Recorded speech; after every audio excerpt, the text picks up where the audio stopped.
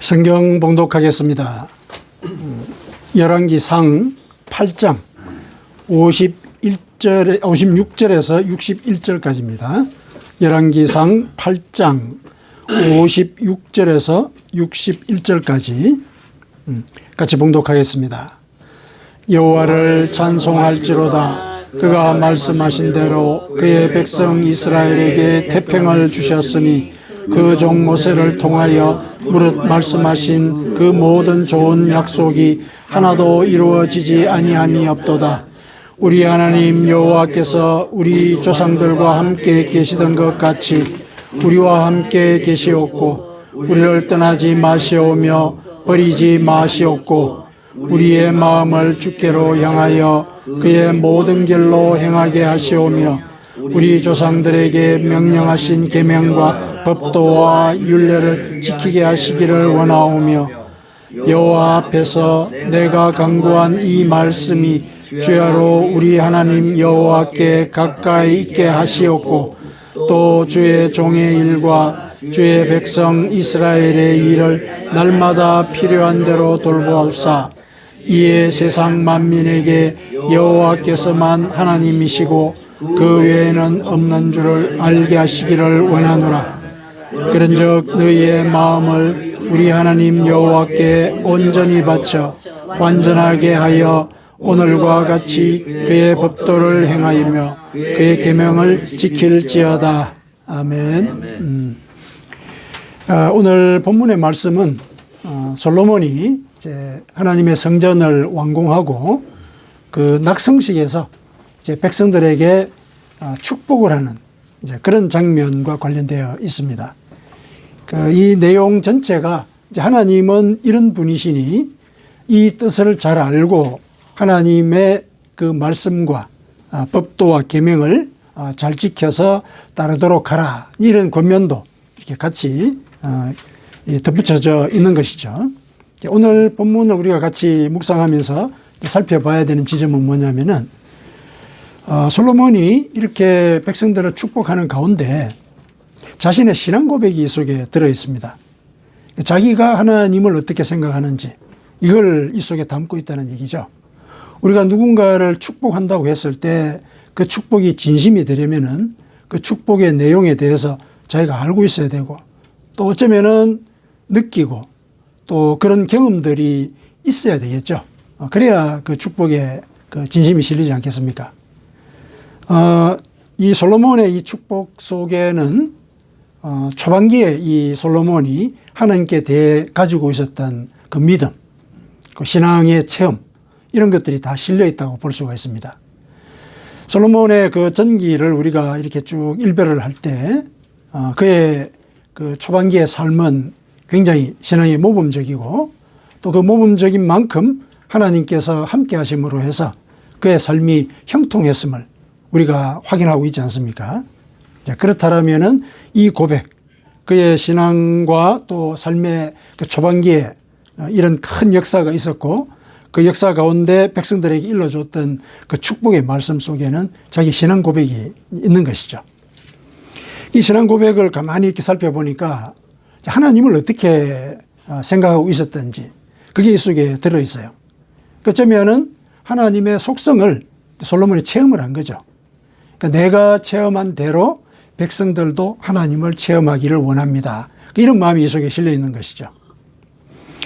그래서 우리가 이제 하나님의 이름을 부르면서 이제 기도하고 신앙생활을 해 나가는데 그 하나님의 이름이라고 하는 그게 그냥 예를 들면 관용적으로 부르는 이름일 수는 있습니다. 왜냐하면 전통적으로 그 하나님의 이름들이 불려져 내려왔기 때문에 그 이름들을 예를 들어서 이제 기도할 때 혹은 또 사람들과 대화를 할 때 관용적으로 쓸 수는 있거든요.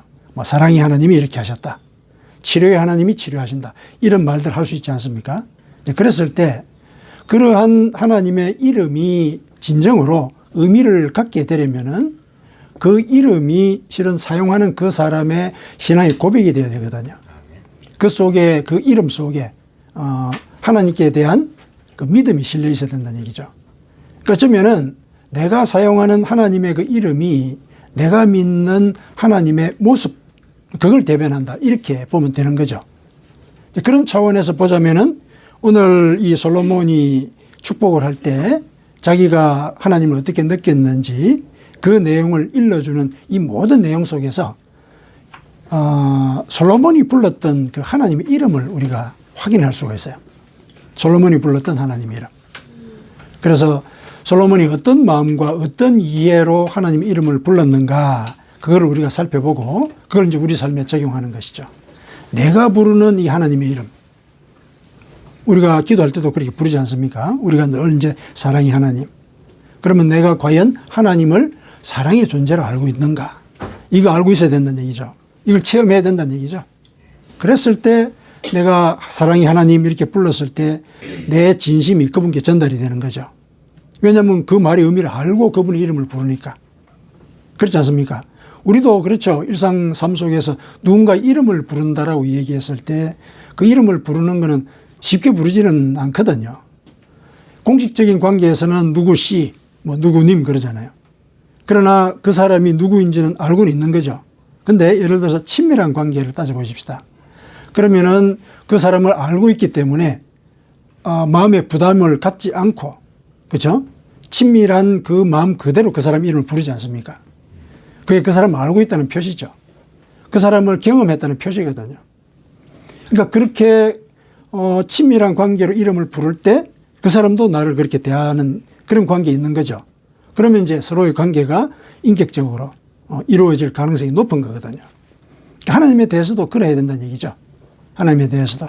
내가 그분의 이름을 부를 때 그분의 이름의 의미를 내가 알고 불러야 되는 거죠. 알고. 그분이 이런 이름을 가지기에 합당한 존재라는 것을 내가 인정하는 상태에서 그 이름을 불러야 된다는 얘기죠. 그랬을 때 그분이 응하는 거죠. 왜냐하면 당신의 이름을 진심으로 불렀으니까. 그렇지 않습니까? 우리도 내 이름을 누군가 부를 때 반응하지 않습니까? 그렇죠? 친근한 사람이 부를 때는 친근한 마음으로 반응을 하고, 공식적인 상황에서 내 이름을 부를 때는 공식적으로 반응하잖아요. 그렇거든요. 하나님과의 관계도 마찬가지라는 얘기죠. 오늘 이 본문에서 솔로몬이 부른 그 하나님 이름을 우리가 한번 살펴보자는 거죠. 그래서 이 하나님 이름을 우리 삶 속에도 그대로 같이 적용하는 단계까지 나아가 보자. 그걸 우리가 오늘 생명의 메시지로 같이 나누도록 하겠습니다.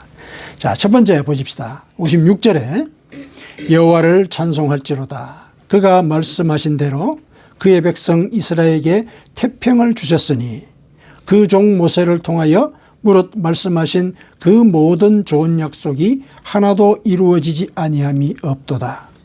이 속에 하나님 이름이 들어있는 거죠. 약속의 하나님이죠. 약속의 하나님. 그렇죠. 약속을 다 지키시는 하나님이시기 때문에 백성에게 태평을 주셨다. 이렇게 되는 거죠. 백성들이 이렇게 이 솔로몬의 치세에서 이제 평화를 누리게 된 그 밑에는, 그 배후에는 하나님이 그 모든 좋은 약속을 하나도 이렇게 잊어버리지 아니하시고 다 이루어 주셨다. 약속의 하나님이라는 거죠. 약속의 하나님. 그걸 부르는 거예요. 약속의 하나님이시여. 사실 이렇게 부르는 것 같은 거예요. 당신께서 선조들에게 약속의 하나님이셨던 것을 보여주신 그대로 이 자리에서도 약속의 하나님으로 임해 주시옵소서. 이렇게 이제 먼저 기도를 시작을 하는 거죠. 이 말은 백성들에게는 그렇게 들리는 거죠. 약속의 하나님으로 믿으라. 왜 그렇게 믿어야 하느냐? 하나님이 선조들에게 또 여러분들의 삶의 현장에서 약속을 지켜주시되 좋은 약속들을 하나도 버리지 않고 다 이루어 주셨다는 거. 그거 기억하라는 얘기죠. 그거 기억하라. 우리 삶도 마찬가지인 것이죠. 내 삶 속에서 내가 과연 하나님을 부를 때 약속의 하나님이라고 이렇게 부를 만한 그런 이해를 갖고 있는지, 내 삶에 그런 체험이 있는지 이거 한번 돌아보십시다. 그래서 이 약속, 물론 이제 우리가 기도를 통해서 하나님의 약속이 이루어질 것이라는 걸 간구를 하는데 잘 이루어지지 않을 경우가 있죠. 있습니다. 그랬을 때도 그러면 그분의 이름은 약속의 하나님이냐? 그거는 우리의 시간에 맞춰서 하나님을 이해하려고 하는 그런 마음 때문에 생기는 조급함이죠. 솔로몬이 얘기를 하죠. 그 모든 좋은 약속이 하나도 이루어지지 아니함이 없도다. 하나님의 시간을 기다리는 거죠. 하나님의 시간을. 그랬을 때 그분이 하신 그 약속은 모든 좋은 약속이 다 이루어지는 가운데 이루어지게 되어 있다. 그걸 이제 솔로몬이 우리에게 일러주고 있습니다. 자, 두 번째 이름을 한번 보십시다. 두 번째 이름. 57절, 58절이 두 번째 이름이에요. 우리 성경은 이제 이렇게 두 가지로 나눠 가지고 그 두 가지의 형태로 하나님 이름을 부를 수 있겠다라고 얘기할 수 있는데 이 원문을 보니까 이어져 있는 내용이에요. 57절하고 58절이. 우리 하나님 여호와께서 우리 조상들과 함께 계시던 것 같이 우리와 함께 계시옵고 우리를 떠나지 마시오며 버리지 마시옵고 우리의 마음을 주께로 향하여 그의 모든 길로 행하게 하시오며 우리 조상들에게 명령하신 계명과 법도와 율례를 지키게 하시기를 원하오며. 그러니까 여기에 나오는 하나님의 이름은 우리와 동행하시는 하나님이죠. 동행하시는 하나님. 저 여호와께서 우리 조상들과 함께 계시던 것과 같이 우리와 함께 계시옵소서. 우리와 동행하여 주시옵소서. 왜 이렇게 얘기하느냐? 우리 선조들과 당신은 동행하셨던 걸 보여주셨기 때문에 우리에게도 그러하실 거라는 거죠. 우리에게도. 그래서 우리를 떠나지 말며 버리지 아니하실 것을 믿습니다. 이런 고백이 들어가는 거죠. 자, 그렇게 해서 우리와 동행하실 때 그러면 그분은 뭘 하시느냐? 우리가 동행한다고 그럴 때 그냥 말없이 그냥 따라가는 것도 물론 동행이지만은 그 말없는 동행 가운데 그분은 우리로부터 깨닫게 하시죠. 우리로 하여금 깨닫게 하시는 거거든요. 그분의 사랑과 늘 보호하시는 것, 말하지 않더라도 보호하고 있는 것을 믿게 하시는 그런 은혜가 있거든요. 말하지 않더라도 보호를 받게 하겠다는 그런 말씀은 실제로 그분이 우리에게 일러주신 그 말씀 속에 들어있는 거거든요. 그 말씀을 깨닫게 하시는 거예요. 동행하시면서. 그 내용이 58절에 나오는 거죠. 우리 마음을 주께로 향하여 그의 모든 길로 행하게 하시오며. 그러니까 동행하는 가운데 우리를 이렇게 당신의 그 길로 행하도록 인도하신다는 얘기죠. 그래서 우리 조상들에게 명령하신 계명과 법도와 율례를 지키게 하신다. 지키게 하신다. 우리와 동행하시면서 이런 일을 하신다는 얘기죠. 다윗이 시편 23편에 그런 얘기를 하죠. 내가 사망의 음침한 골짜기를 다닐지라도 해를 두려워하지 않을 것은 주의 지팡이와 막대기가 나를 안위하시나이다. 그거죠. 내가 사망의 음침한 골짜기를, 이 세상에 유혹이 많고 그 죄의 이 예를 들면은 그 올무 속으로 우리를 끌어들이는 이런 시도들이 우리 주변에 이렇게 포진해 있는데 그 가운데를 우리가 지나갈 때라도 나는 두려워하지 않는다. 왜냐하면은 하나님의 지팡이와 막대기가 나를 안위하기 때문에 그렇다. 하나님의 지팡이와 막대기가 바로 그 말씀이죠. 우리가 그분의 말씀을 따를 때 그 유혹에 빠지지 않게 되는 거잖아요. 그러면은 말씀을 지키는 그게 나를 안위하는 거예요. 그래서 그 과정이 바로 그분과 동행하는 거거든요. 그 과정 자체가. 그러니까 이러한 이 동행이 우리 삶 속에서 확인이 돼야 되는 거죠. 그래야 우리가 그분을 나와 동행하시는 하나님, 지금도 내 곁에 계시는 하나님, 이렇게 고백할 수 있지 않겠습니까? 그러니까 이런 그 이름을 부를 수 있어야 된다는 얘기죠. 나와 동행하시는 하나님, 내 곁에 계시는 하나님, 나를 구원의 길로 친히 인도하시는 하나님. 이게 다 하나님의 이름인 거죠. 다 하나님의 이름인 거죠. 그 다음에 세 번째 이름을 보십시다. 세 번째 이름 59절이에요. 여호와 앞에서 내가 간구한 이 말씀이 주야로 우리 하나님 여호와께 가까이 있게 하시옵고 또 주의 종의 일과 주의 백성 이스라엘의 일을 날마다 필요한 대로 돌아보사. 자, 요 얘기를 보니까 솔로몬은 하나님을 어떻게 부르고 있느냐 하면은 내 기도를 들으시는 하나님. 기도를 들으시는 하나님이죠. 그렇죠? 여호와 앞에서 내가 간구한 이 말씀이, 이 기도가 말이죠. 내가 간구한 이 말씀, 기도한 거잖아요. 이 말씀이 주야로 우리 하나님 여호와께 가까이 있게 하시옵고 내 기도를 들으신다는 얘기죠. 내 기도를. 그분 앞에 내 간구한 이 모든 말씀이 가까이 있다 그랬으니까 내 기도를 들으시는 거죠. 그러면 단순히 듣고 마는 것이 또 아닌 거죠. 하나님은 그 말씀을 듣고 주의 종의 일과 주의 백성 이스라엘 일을 날마다 필요한 대로 돌아보시는 그런 은혜를 베푸시는 거죠. 이게 기도를 들으신다는 표시지 않습니까? 내가 기도했을 때 하나님의 때에 내 기도를 응답해 주셨다. 응답까지 가야 사실은 기도를 들었다라고 얘기할 수 있는 것이죠. 그거죠. 그런 체험들을 솔로몬은 했죠. 그런 큰 사건이 하나 있었지 않습니까? 왕위에 올라갔을 때 네가 원하는 게 뭐냐. 내가 어려서 백성들을 잘 치리를 못합니다. 잘 듣는 귀를 주십시오. 지혜를 달라는 얘기죠. 그랬을 때 하나님께서 그 기도를 귀하게 여기시고 지혜와 더불어서 영화도 함께 허락하셨다. 이렇게 얘기를 하셨죠. 그 응답의 체험이 있는 거죠. 그래서 솔로몬은 백성들에게 이렇게 당당하게 얘기하는 거예요. 하나님은 기도를 들으시는 분이시다. 나에게 그와 같은 모습으로 보여주셨기 때문에 백성 여러분들도 하나님이 기도를 들으시는 분이라는 것. 그거를 믿고 체험하기를 바란다. 이게 이제 축복의 내용인 거죠. 그 축복의 내용, 그게 이제 우리에게도 적용할 수 있어야 되는 것이죠. 앞서 이제 그런 말씀을 드렸죠. 우리가 기도할 때 참 기도가 바로 이루어졌으면 좋겠는데 어렵지 않습니까? 우리가 사업을 계획하고 연구하고 또 여러 가지 삶의 조건 가운데서 기도하는 내용들이 참 많거든요. 관계를 위해서도 기도하고. 근데 기도하는데 기도가 이루어지지 않거든요. 쉽게 이루어지지 않아요. 쉽게 이루어지지 않는다는 그 말 속에는 내 마음에 내가 정한 시간표대로 이 기도가 이루어졌으면 좋겠다. 이 마음이 깔려 있는 것이죠. 기도를 하는 것은 하나님의 뜻에 이 기도의 내용을 맡기겠다는 거잖아요.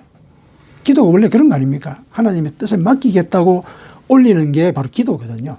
그러면은 그 기도가 이루어지는 그 때도 하나님의 때에 맞춰야 되는 거죠. 기다려야 되는 것이죠. 근데 참 말이 쉽죠, 그죠? 말이 쉽죠. 그 기다린다는 것이 그게 사람의 시험을 들게 만드는 그런 요소이기도 하지요. 그러나 그게 믿음인 거죠. 그 자리에 그 믿음이 등장하는 거죠. 이루어지지 않더라도 기다리는 거. 왜? 하나님이 이루어 주신다고 말씀을 하셨기 때문에. 그 말씀을 믿는 거죠. 말씀을 믿는 거죠. 그래서 기다리는 거죠. 그래서 거기에 우리는 이런 말을 또 위로로 삼습니다. 하박국 선지자가 이렇게 얘기를 했죠. 하박국 선지자가 2장 3절에 이 묵시는 정한 때가 있나니.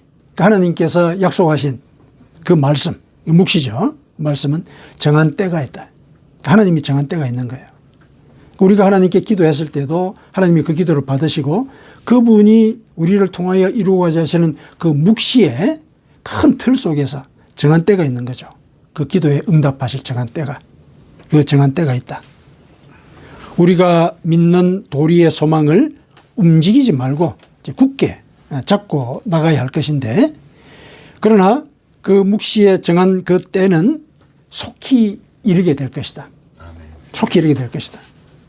왜냐하면은 응답이 이루어지면은 그 전에 기다렸던 것들이 순식간에 없어져요. 그 마음들이 순식간에 없어져요. 그래서 그런 고백을 하죠. 하나님은 내 기도를 들으셨다. 그런 얘기를 하죠. 중간에 기다림의 그 모든 과정들은 다 삭제되는 거예요. 다 건너뛰는 거예요. 이 하나님의 은혜가 그런 거죠. 그래서 종말이 속히 이르게 될 것이다. 예언한 대로, 내가 약속한 대로 그 약속의 결말이 속히 이르게 될 것이다. 그리고 그것은 결코 거짓되지 아니하리라. 이어서 이렇게 얘기합니다. 비록 더딜지라도 기다리라. 지체되지 않고 반드시 응하리라. 하박국 선지자를 통해서 하나님께서 일러주신 약속이에요. 그러니까 이것이 하나님께서 우리로 하여금 기도하고 난 뒤에 기다리라고 하시면서 이제 격려를 하시면서 다시 한 번 더 일러주시는 권고의 말씀이죠.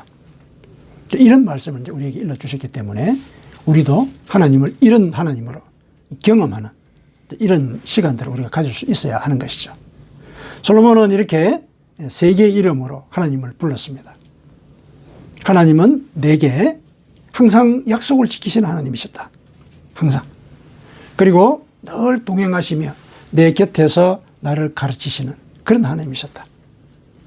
그리고 내 기도를 들으시고 응답하시는 하나님이셨다. 백성들이여, 이 하나님, 나의 하나님일 뿐만 아니라 여러분의 하나님이 되기를 원합니다. 이 축복을 한 거죠. 축복을 했습니다. 자, 그러면서 이어서 뭐라고 얘기하냐면 60절에 보십시다. 이에 세상 만민에게 여호와께서만 하나님이시고 그 외에는 없는 줄을 알게 하시기를 원하노라. 자, 이렇게 하나님이 솔로몬에게는 이제 세 개의 모습으로 이렇게 드러나게 됐는데 이 세 개의 모습들을 가만히 보니까 이런 존재가 없는 거예요. 이 세상이나 우주에 약속한 대로 다 지키되 모든 좋은 약속을 다 지켜주는 신. 그런 신이 어디 있냐는 거예요. 이 세상에.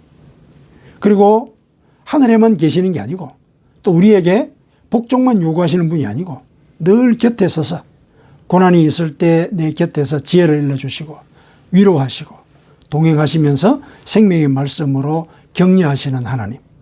이런 신이 어디 있냐는 거예요. 이 땅에.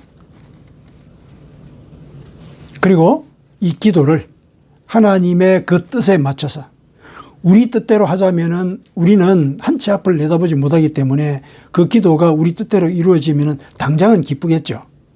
그런데 그게 나중에 어떤 결과로 이어질지 그건 모르잖아요, 우리가. 지금 현재 좋은 일이라고 해서 영원히 좋을 것이다 이렇게 얘기는 못 하잖아요. 우리는 그거는 경험을 통해서 인정할 수밖에 없는 일이거든요. 그렇다면은 이 기도의 결실을 그분께 맡기는 게 맞는 거죠. 왜냐하면 그분은 미래까지도 아시는 분이니까. 그래서 그분이 주시는 그 기도의 결말은 미래까지 나를 성장시키는 그런 자행이 되는 겁니다. 그렇게 믿어야 되는 것이죠. 이런 하나님이 어디 있냐는 거죠. 이런 신이 있느냐. 그래서 그분은 유일하신 분이시다. 이렇게 얘기하는 거죠. 이스라엘 백성들이 하나님을 유일신으로 고백을 하고 모신다고 얘기했을 때 이거는 권력의 표현이 아닌 거예요. 누구를 지배하려고 한 가지로 이렇게 예를 들어서 신앙이라든지 여러 가지 국민의 어떤 생각들을 겹집시키는 그런 어떤 이데올로기로 유일한 신이시다. 이렇게 얘기하는 거 아니죠. 이런 신이 어디 있냐는 거예요. 인격적으로 생각해 보라는 얘기죠. 인간의 차원에서도 한번 생각해 보라는 얘기죠. 이런 존재가 우리 주변에 있겠냐는 얘기죠. 만약에 이런 존재가 있다면 아마 우리는 그 존재를 신으로 섬겼을 거예요. 그게 뭡니까? 인간 세상에서는 있을 수가 없는 일인 거죠. 있을 수가 없는 일이에요. 신들의 세계에서는 우리가 알지 못하니까 하나님이 일러주시는 그 말씀을 들을 수밖에 없는 거죠. 하나님이 이스라엘 백성에 늘 뭐라 얘기하십니까? 이 세상에 나밖에 신이 없다. 그 얘기를 하잖아요. 그분이 그렇게 얘기를 하는 거예요. 근데 나밖에 신이 없다는 그 얘기가 나만이 신이라는 그 내용 속에 이 내용이 들어있는 거예요. 나처럼 너희들 곁에서 약속을 다 지키고 또 너희들을 보호해주고 동행하고 또 기도를 들어주는 그런 신은 없다. 이 세상에. 없다. 그 얘기 하시는 거죠. 그렇다면은 나는 하나님을 진정으로 참된 구원자로 인정을 하고 고백을 해야 되는 것이죠. 그분께 우리는 이제 기도를 올리고 또 우리의 믿음을 바치게 되는 것이거든요. 자, 이렇게 이제 신앙 고백을 이제 했습니다. 하고 난 뒤에 이제 이렇게 고면을 하죠. 61절에 그런즉 너희의 마음을 우리 하나님 여호와께 온전히 바쳐 완전하게 하여 오늘과 같이 그의 법도를 행하며 그의 계명을 지킬지어다. 즉 하나님이 우리의 삶 속에서 이렇게 인격적으로 함께 계시는 그런 존재이기 때문에 우리의 마음을 함께 바칠 수가 있어야 된다. 그분이 우리에게 인격적으로 이렇게 대하기 때문에 우리도 인격적으로 그분을 맞이하고 대할 수 있어야 하는 것이죠. 그게 관계를 지속하는 방식이지 않습니까? 그렇죠. 그렇게 했을 때 우리가 이 땅을 살아가면서 구원의 길을 올곧게 걸어갈 수 있게 되는 것입니다. 그 과정 속에서 할 수 있는 일이 마음을 완전하게 바쳐서 오늘과 같이 그의 법도를 행하여 그의 계명을 지키는 것. 그분의 말씀을 따라서 살려고 노력하는 것. 이게 이제 그분이 우리를 인격적으로 대할 때 우리도 우리 마음을 바쳐서 그분을 인격적으로 대하는 그런 길이 되는 것이죠. 우리의 삶 속에서 우리가 하나님을 어떻게 부르는지 그걸 우리가 한번 기억을 해 보십시다. 단순히 그냥 이름을 한번 부르는 그런 행위가 아닌 거죠. 우리가 부르는 그 이름 속에는 우리의 신앙 고백이 들어있다 그랬죠. 우리의 신앙 고백. 내가 하나님을 어떻게 믿고 있는지 그 고백이 그 이름 속에 들어있는 거죠. 우리가 일상을 살아가면서 아이고 하나님 이렇게만 부르면은 하나님의 이름은 아이고가 되는 거예요.